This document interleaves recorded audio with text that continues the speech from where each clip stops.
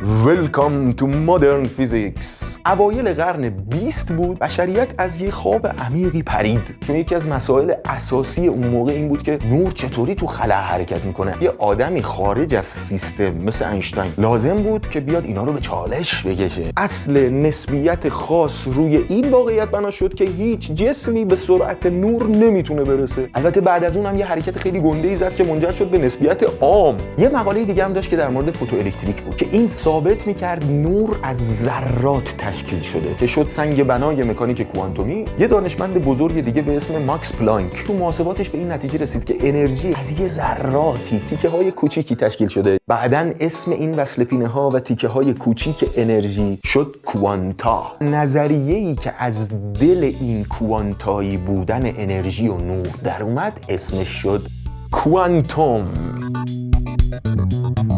یه سری نتایج فلسفی داشت و دیدگاه بشر رو نسبت به دنیا عوض می‌کرد. علاوه بر اون یه سری پدیده‌هایی توی آزمایشگاه مشاهده شد که خیلی عجیب غریب بود.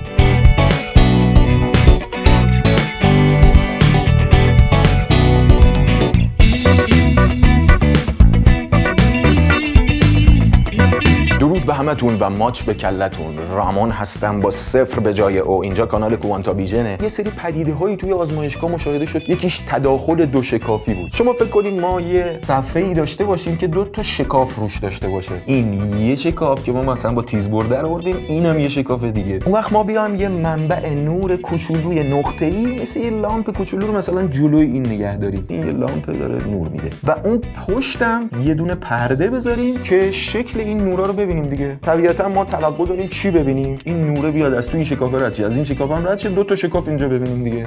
ولی زرشک چیزی که میبینیم در اصل اینه، یعنی یه تعداد زیادی روشنی تاریکی میبینیم اون پشت. چی میشه که این اتفاق میفته؟ اگه بیایم نور رو همون موج الکترومغناطیسی که آقای ماکسول گفت در نظر بگیریم، یه جورایی میشه فهمید. بیاریمش اینجا از بغل نگاش کنیم. فکر کن این یه شکافه، اینم یه شکافه. از بغل داریم این صفحه دو شکافیمون رو نگاه میکنیم. اینم مثلا یه نقطه نوره که داره امواج نور رو به این 2 تا شکاف میتابونه. این 2 تا خودشون منبع نقطه‌ای نور میشن. شروع میکنن این امواج از اینجا در اومدن اینجوری این وسط اینا با هم تداخل میکنن. حالا یه جاهایی تداخلاشون با هم همفاز میشه که همو تقویت میکنن، در نتیجه اینجوری میشه.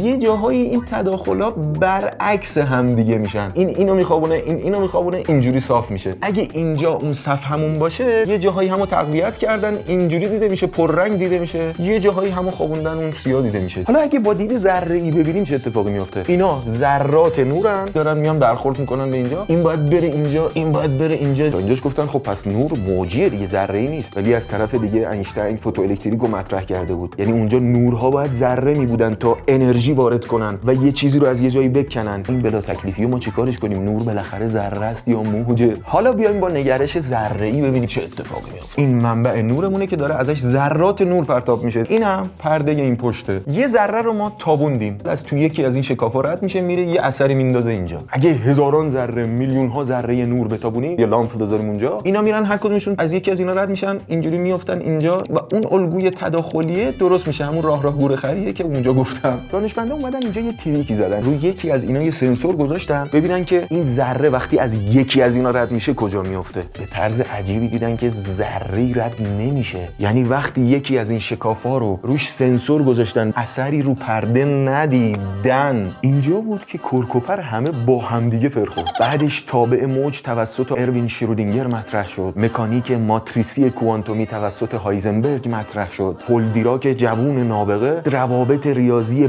بین اینا رو پیدا کرد و لویی دوبروی به این نتیجه رسید که اصلا غیر از نور، الکترونا، پروتونا و ذرات سازنده جهان ما نه تنها ذره‌اند بلکه موج هم هستند. بعد از اینا ماکس بورن اومد و نگرش احتمالی کوانتومی رو مطرح کرد. اومد گفت آقا این موجه احتمال حضور اون ذرات رو نشون میده. یعنی هر جا ما روی قله موج باشیم احتمال حضور ذره بیشتره و هر جا روی دره باشیم احتمال حضور ذره کمتره. یعنی اون ذرات اونجا هستن یا نیستن، هم هستن هم نیستن.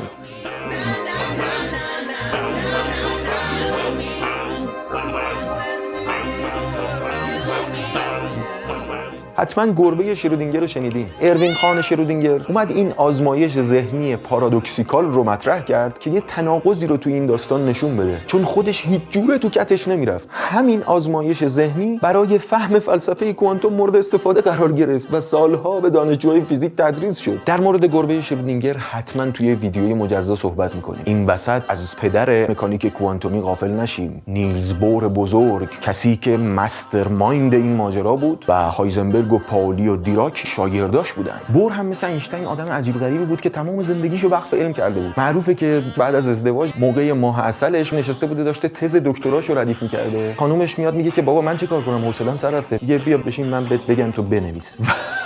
و یه جورایی میشه گفت که مکانیک کوانتوم بچه‌شون بوده دیگه، از توی همون تز دکترا به دنیا اومده. این وسط یه نفر از شرودینگر هم باورش کمتر بود به این قضیه. به نظرتون کی بود؟ آلبرت اینشتین. علیرغم اینکه کار خودش توی فوتوالکتریک باعث تولد مکانیک کوانتومی شده بود، با نتایج فلسفیش عمیقاً مشکل داشت و یه بحث اساسی همیشگی با نیلز بور داشت، همون دعوای معروف. این دو نفر مدت‌ها با هم تو مشاجره علمی بودن. شبا نمیخوابیدن که آزمایش‌های ذهنی طراحی کنن کل همدیگه رو بخوابونن. کنفرانس سولوی نروژ تو سال 1927 یه تعداد زیادی فیزیکدان نخبه دور هم جمع شدن تا همین مسئله کوانتوم رو حل کنن. اونجا نیلز بور و اینشتین به اوج اون دعوای علمی خودشون رسیدن. اوج پختگی تفکرشون بود. این میرفت واسه اون یه آزمایش طراحی میکرد، میگفت دیدی اشتباه میکردی، بذار برام فکر کنم. میرفت یه آزمایش دیگه طراحی میکرد، میگفت دیدی این آزمایش اینجوری رد میشه. و خلاصه این داستان همینجوری ادامه داشت. اینشتین یه جمله معروف داشت، گفت خدا در اداره جهان تاس نمیندازه، احتمالی عمل نمیکنه. این حرفا یعنی چی؟ احتمال حضور ذره اونجا اینقدر، یه قطعیت علت و معلولی توی ماجرا باید باشه. البته خدای اینشتین با خدای مذهب خیلی فرق داشته. ایشون دئیست بود، یعنی به خدای اعتقاد داشت که جهان رو آفریده و به حال خودش ول کرده تا ما بریم کشفش کنیم. ولی نکته اینجاست که تا آخر عمرش کوانتوم تو کتش نرفت و حتی تو لحظه‌های آخر عمرش کاغذایی که کنار دستش برای پیدا کردن نظریه همه چیز بود که بتونه بر اساس نسبیت دنیا رو توصیف کنه و کوانتوم رو یه جورایی توش بخوونه. ولی خب شرمنده، کوانتوم از همه آزمایشات، مشاهدات و چارچوب‌های ریاضی سربلند بیرون اومد و امروز یه نظریه کاملا پذیرفته شده است که بر اساسش خیلی کارا داره انجام میشه. کلی از تکنولوژیایی که ما دور و برمون می‌بینیم اساسش مکانیک کوانتومیه. امیدوارم این ویدیو در جدیدی رو به فهم دنیای فیزیک مدرن براتون باز کرده باشه. قطعاً در مورد هر کدوم از این مباحث یه پلیلیست درست می‌کنم و شروع می‌کنیم خیلی ساده راجع به هر کدومشون صحبت کردن. میدونیم که هیچ کدومشون اونجوری نیستن که بشه مثلا تو یه ویدیو سر و تهشون رو هم آورد. اگه به این باز شدن درهای جدید به روی مغزتون علاقه‌مندین، اون دکمه سابسکرایب اون پایین رو بزنین، زنگوله بغلش هم بزنین که ویدیوهای بعدی رو از دست ندید.